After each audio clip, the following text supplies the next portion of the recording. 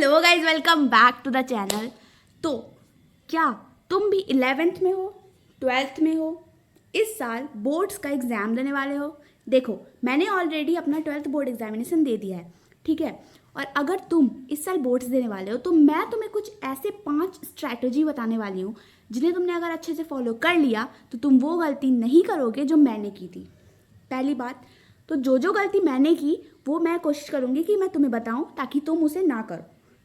तो देखो, सबसे बड़ी मिस्टेक जो मैंने की, मैंने स्टार्ट तो किया बट विदाउट प्लानिंग।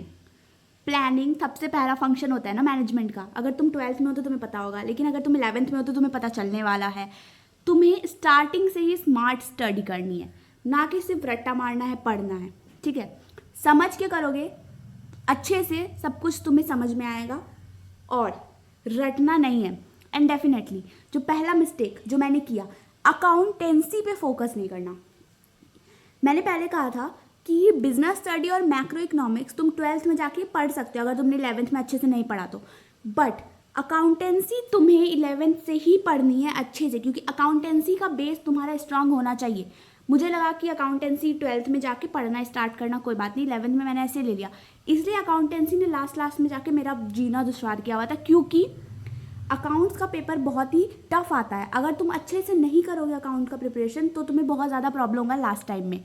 तो अकाउंटेंसी का प्रैक्टिस डेली करो। एटलीस्ट तुम हफ्ते में 2 हफ्ते में कम से कम 5, 10 या 15 क्वेश्चन बनाने का कोशिश करो, क्योंकि अगर तुम क्वेश्चन बनाते रहोगे ना तो तुम्हें मज़ा आने लगेगा। जब लास्ट में मैंने पढ़ना चालू किया 12th बोर्ड के टाइम में, तब मुझे समझ आया अकाउंटेंसी कितना इंटरेस्टिंग और कितना बेहतरीन सब्जेक्ट है।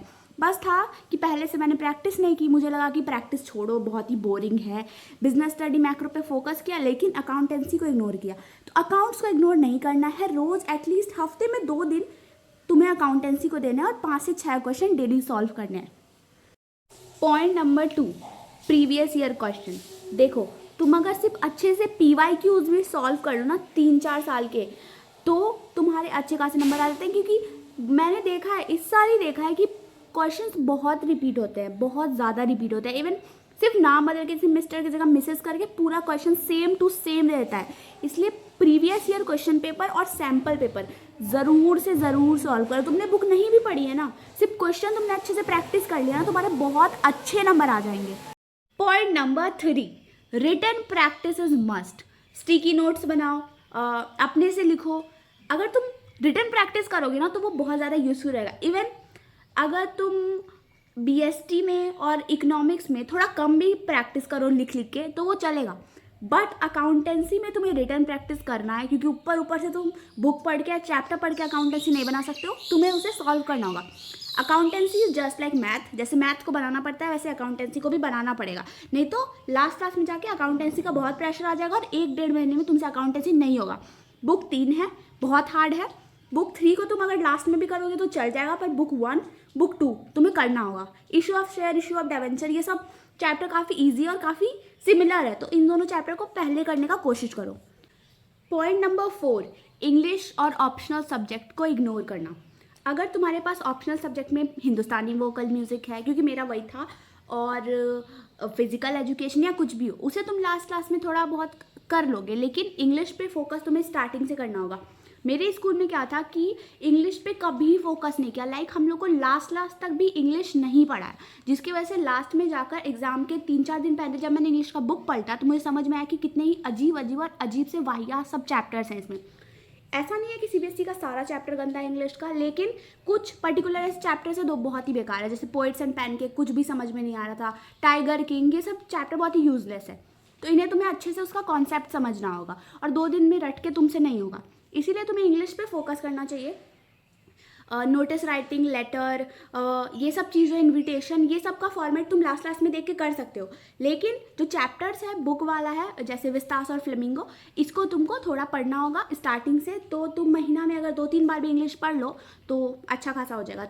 ऑप्शनल सब्जेक्ट में भी थोड़ा ध्यान दो। अगर तुम्हारा म्यूज़िक है, क्योंकि उसमें पूरा हिंदी में लिखा हुआ था और वर्ड्स बहुत ही क्या बोलते हैं, डिफ़िकल्ट थे, तो मुझे लास्ट में प्रॉब्लम हुआ था। तुम चाहो तो तुम स्टार्टिंग से पढ़ सकते हो वोकल म्यूज़िक, अगर चाहो तो इवन एग्जाम के 3-4 महीने पहले से भी पढ़ना चालू कर दोगे तो वो सही तुम्हारा हो जाएगा, ठीक है। तो don't ignore English and your optional subjects.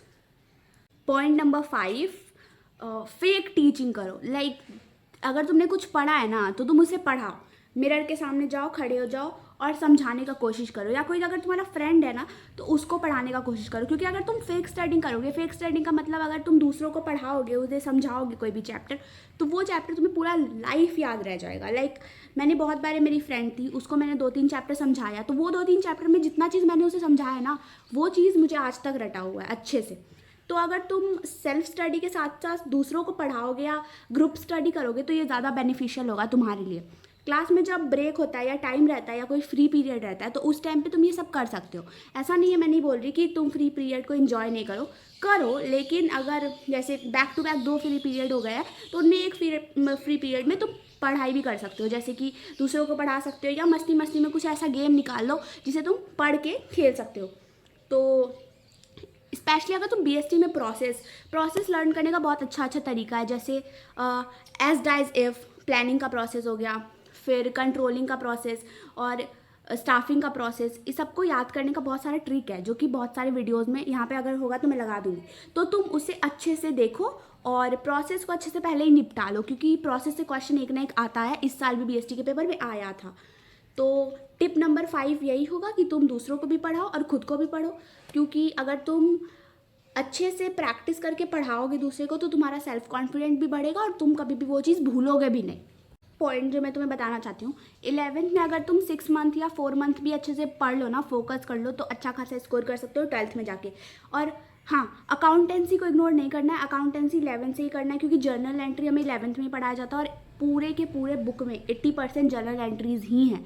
हर जगह हर चैप्टर में तुम्हें जर्नल एंट्रीज़ मिलेगा।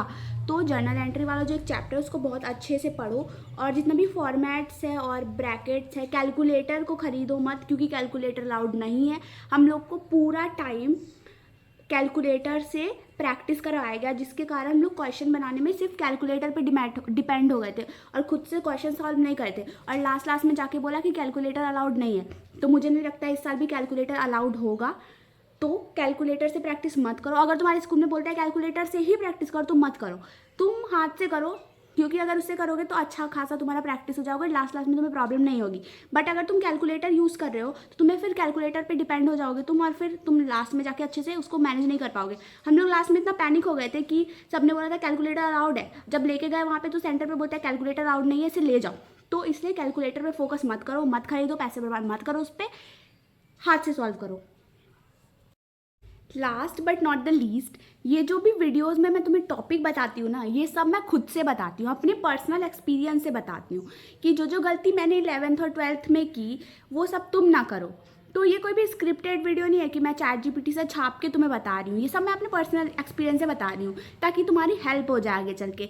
तो इसलिए वीडियो को पूरा देखो और चैनल को लाइक करो, वीडियो को लाइक करो और चैनल को सब्सक्राइब करो, और मैं तुम्हारे लिए रोज़ ऐसे कंटेंट लाऊंगी अच्छे ताकि तुम्हें पूरे साल कोई दिक्कत ना हो, चाहे तुम बैच 2027 हो या बैच 2028।